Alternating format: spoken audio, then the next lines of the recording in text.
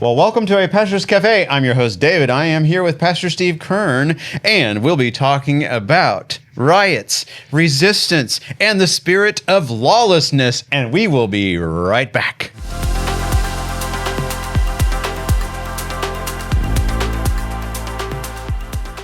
Well, welcome back to the show. This is a Pastor's Cafe. I'm your host, David. I'm here with Pastor Steve Kern. What do you think about today's topic? Do you think it's applicable to what's going on in LA right now? Man, I tell you what, what's going on in LA right now is just totally and completely a debacle. A debacle.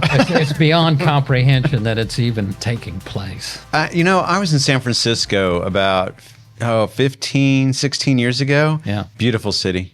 Just beautiful city. I mean, there were some parts where like, whoa. Yeah. But there were some parts where like, wow. Yeah. And driving down Lombard Street and going shopping and everything, you just felt like a normal person out, just strolling out. Street cars going Yeah, up and down it was the beautiful. hills. And now, recently, you got people doing their business in the streets, living in tents. Great. You know what? The thing is, I don't want to downgrade anyone.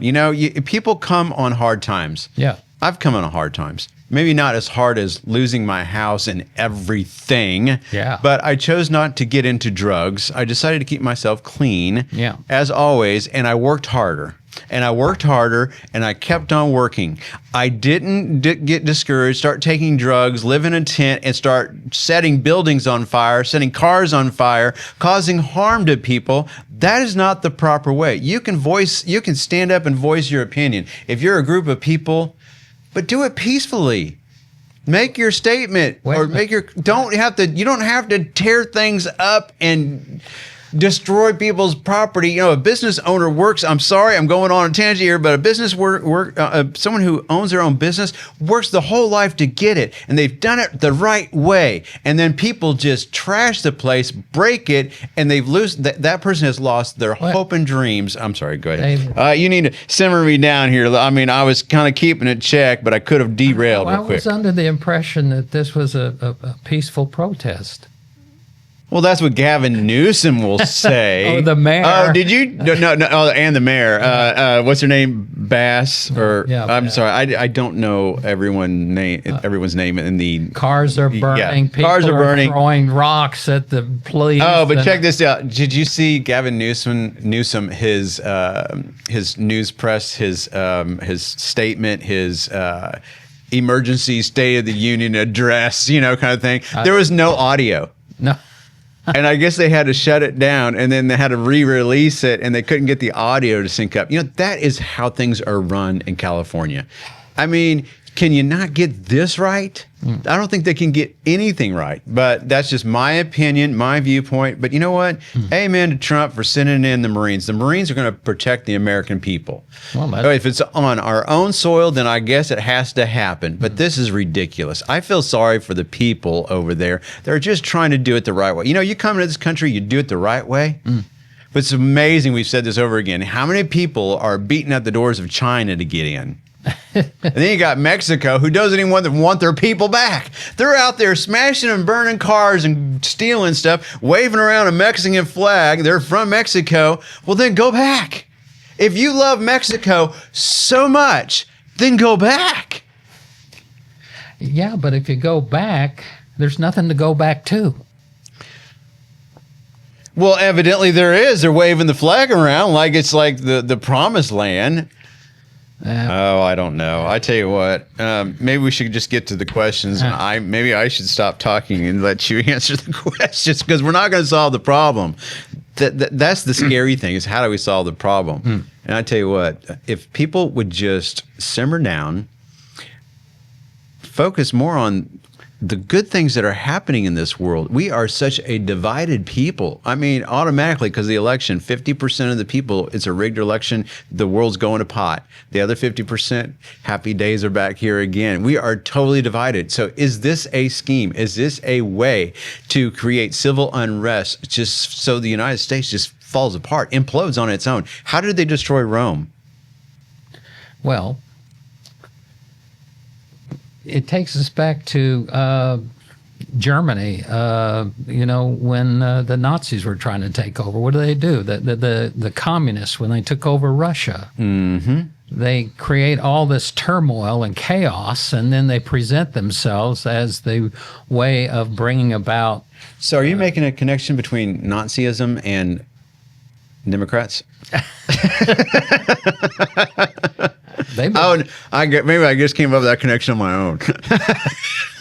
Well, I mean, that's what they've been accusing Trump of. But that's what you do. You accuse your opponent of the exact same things you're doing. Okay, I'm sorry. Here we go. Let's get to the questions. What is the question?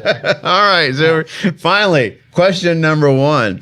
All right. Do the LA riots and upcoming June 14th protests, I guess, no kings? Yeah. Is that what it is? No yeah. kings. No kings. Yeah. And there's no kings protest happening in Canada. But all right. The June 14th protests reflect more than social frustration. Or are we witnessing the rise of the lawless one foretold in 2 Thessalonians 2?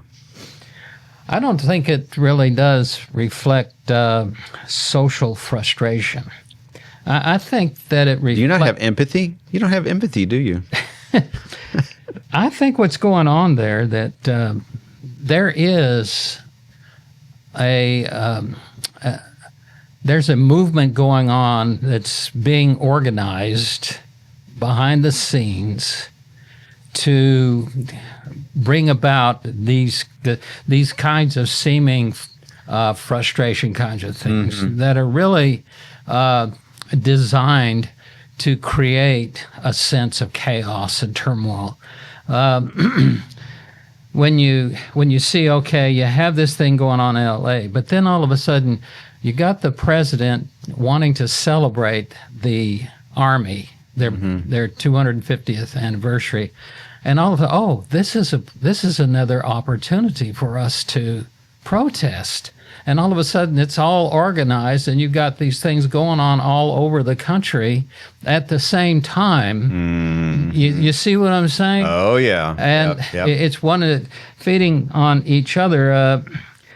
I think that they're anti-constitutional republic kind of folks. And how's it now? They've really got such a group of sympathizers with all the millions of people that they've brought in the last 4 years, like the Mexico folks. A lot of the illegals that came into California. Yeah.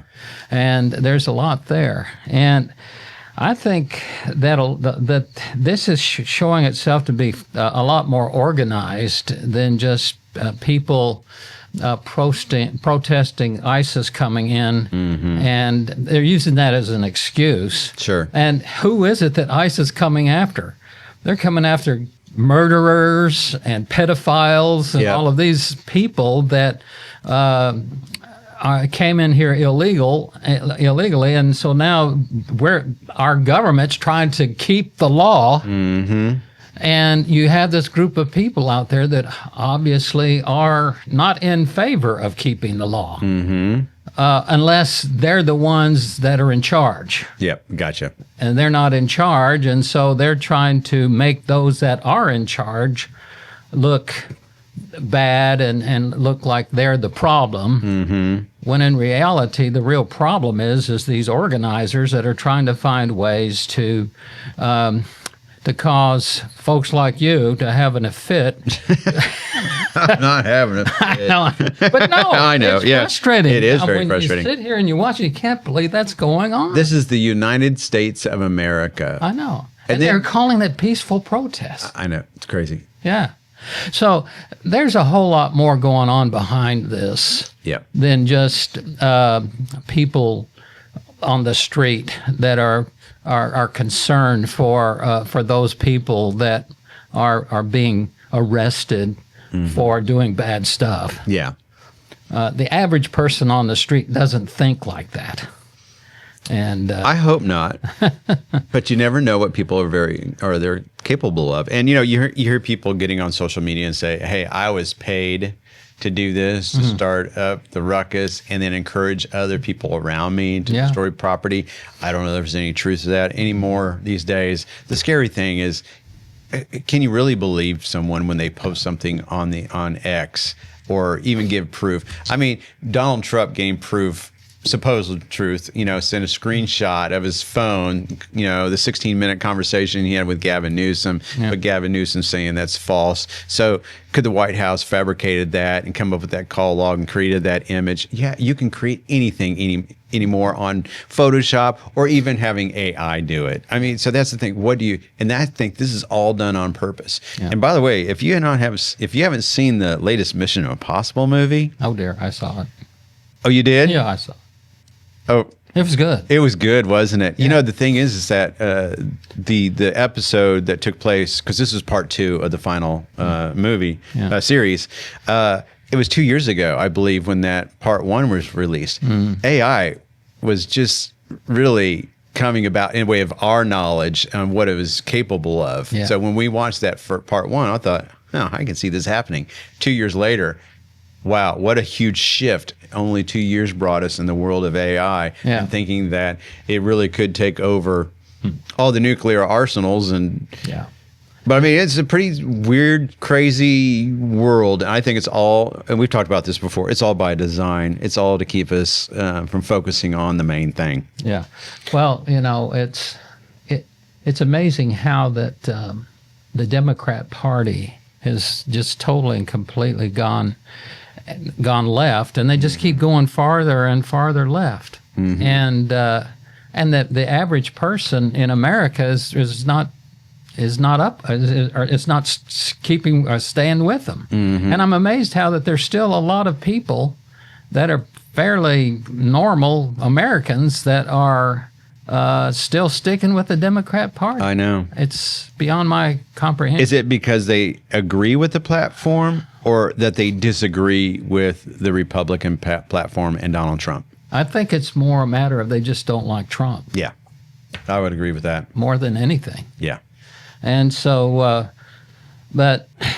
and this is, when it comes to the man of lawlessness, like you asked there in chapter 2 of 2 Thessalonians, this is all precursor to the fact that, man is capable of causing what you see being described there.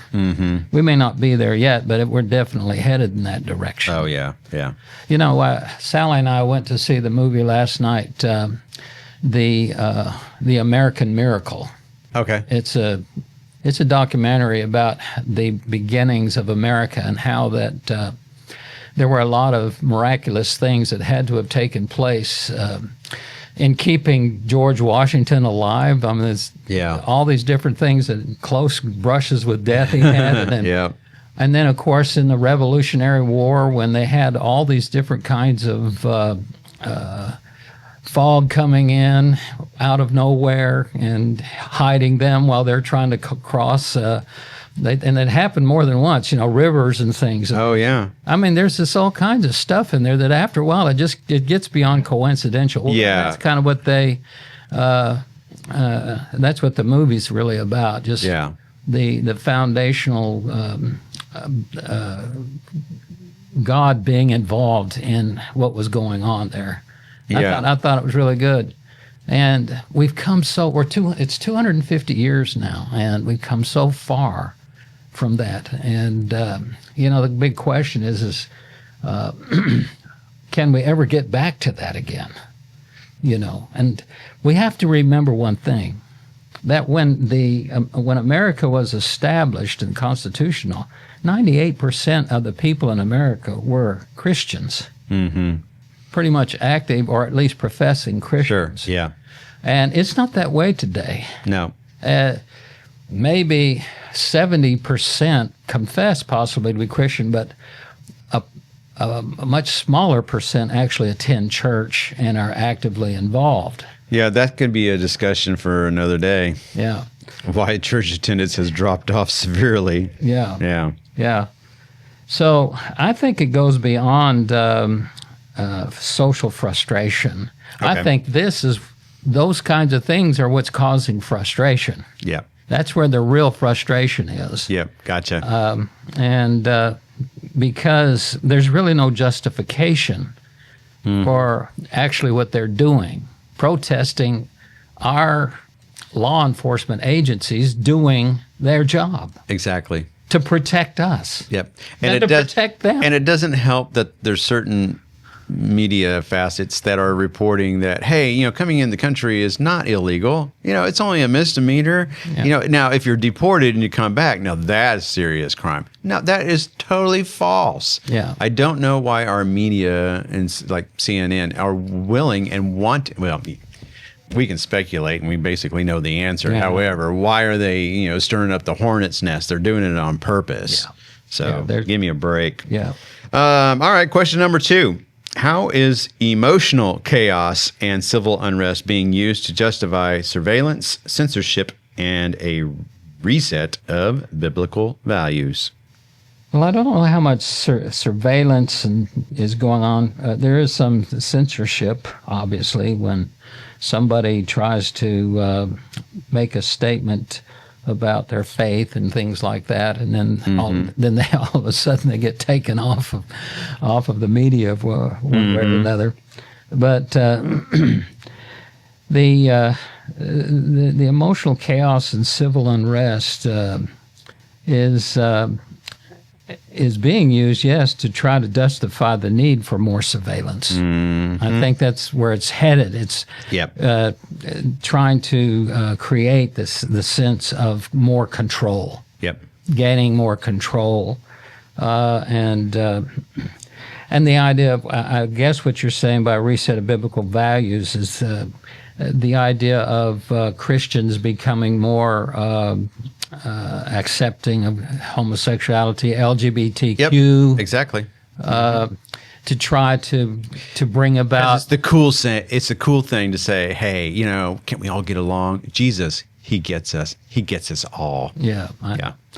Yeah. Well, I think that's part of the thing too. Is I'm sad, but it seems like a lot of church leaderships. Church leadership in different denominations and things like that are buying into that concept of being accepting and not being judgmental, and you're okay, I'm okay, kind of a thing. When in reality, it's the church's responsibility to say, you're not okay. And I'm telling you that so you can be okay. That's right. Yep. Because God wants you to be okay. Jesus died on the cross so that he can forgive you. But however, since like the 1950s, we have evolved. Yes. Ooh, that word. Evolved. I know. Well, you see. We're on a higher cognitive level. Well, that whole concept really started. Your truth is not my truth. It started back actually in the late 1800s there, after Darwin and all that, where they started saying our constitutions evolved. They started saying that we as humanity has evolved. Yep. That we no longer are subject to the way we were back right after being cavemen and things like that. We are elevated now. We're elevated. We've gone beyond that, and so I just feel smarter today than I did yesterday. I've evolved. But in one day. that concept of evolution is amazing when you study philosophy and theology and things. Is how that idea of things evolving has taken root and really begun to take control of our way of thinking in so many ways. Yep. Yeah. Okay. So, any more on that question before we move on to question number 3?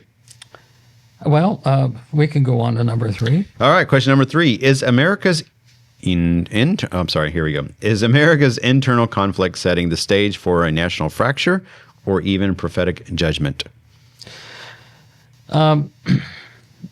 I think there's already a national fracture. Oh, yeah.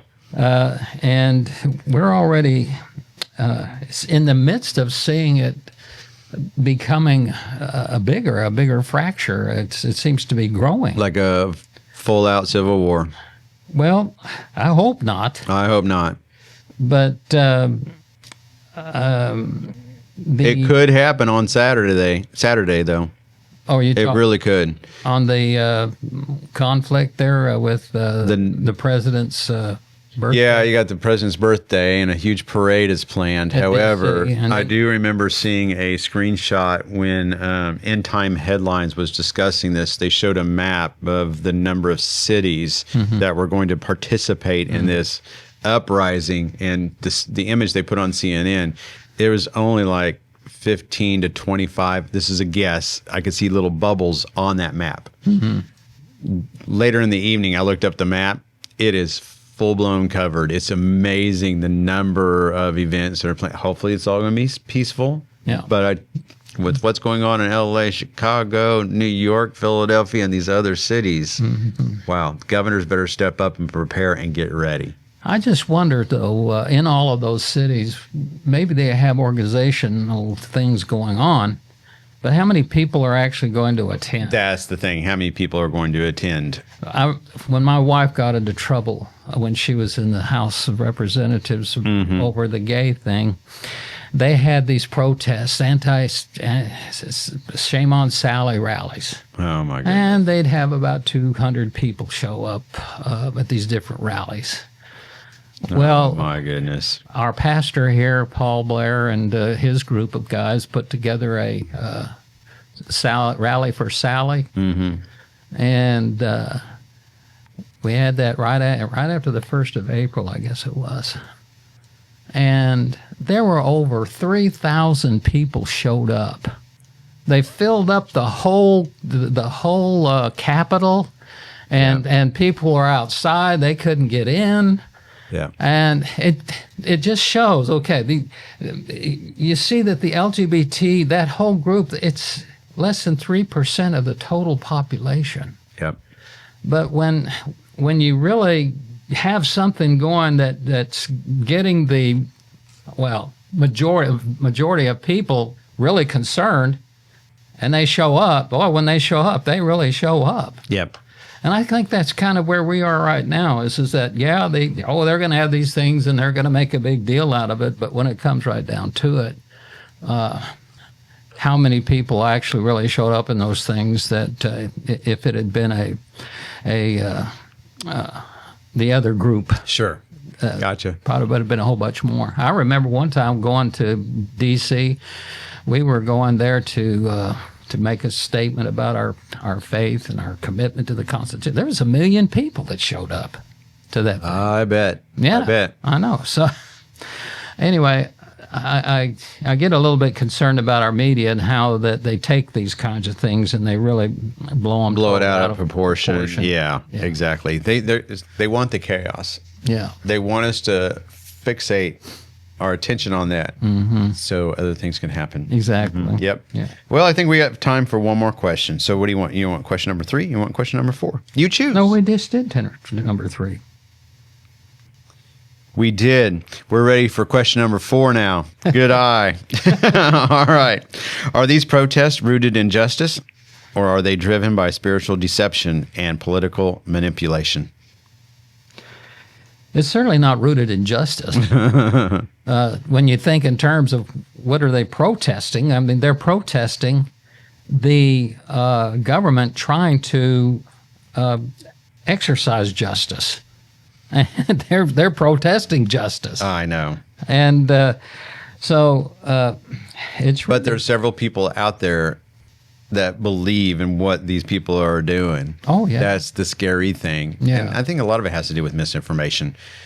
They're just being told the wrong information from other media outlets, and they're stoking the fire. Well, you think in terms that they have the idea that the ICE and all of this are going after all these... There's millions of people that came in here. And ICE, and ICE, and they're not going after all those people. They're going after the criminals. Yeah. The ones that are dangerous. Yep. That's who they're going after. And Mexico doesn't want them back. Mexico doesn't want them back. I know, and so that's the crazy thing about it is that here we have now a government that's having to try to clean up after the last administration, and there's so many millions that already came in illegal that will probably never be removed because they just can't keep up with them. Yep. And if they get a job and they work and all that and do their thing, they'll probably end up doing okay. Because, I mean, how in the world are you going to deport over what? How many millions have come in? 11, 12 million? There might be 2 million in L.A. alone. I mean, who knows? Yeah, but... or in that area. So, I mean, it's the whole idea of just... they just don't like Trump. Mm-hmm. It really is. And the Democrats are still just totally and completely frustrated because they still don't have the power anymore. Yep. And the farther along they go, the farther away they get from ever getting power again. Mm-hmm. If they keep acting the way they're doing. And sadly, I don't know. You had Waters, that lady, show up out there. You know, she's a Democrat. So I guess a lot of this can be identified with the Democrat Party. But anyway, it's it's really not rooted in justice at all. It's rooted in the fact that we've just got a whole lot of people that just they really don't understand what this country's really all about. Its original intents, and and that there's a reason why this country became the fastest growing and the wealthiest and the strongest country in just a couple of decades. Yep. Worldwide, and a lot of it had to do with their form of government and the principles that they put in place. That's right. To make it work. That's right. It worked. Mm-hmm. And where did they get those principles from? The Bible. They got them from the Bible. And people, they don't. We're not a democracy. We are a constitutional republic. Exactly. And so many of our kids have not been taught that. Nope. In our public schools, and have been taught, America is the problem. Yep. Not the answer, that kind of thing. And so, 2 Chronicles 7:14.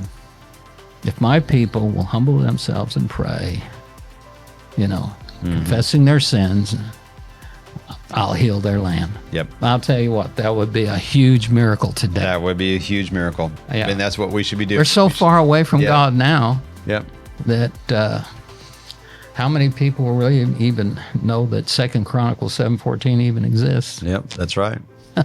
That's great advice. We need to pray for our country. We need to go to the Lord with our own petitions, but we also need to remember to pray for our country. So, and we also need to live our convictions. There you go. And at least be the light that... And be salt and light. We can be. That's right. Yeah. All right. Good deal.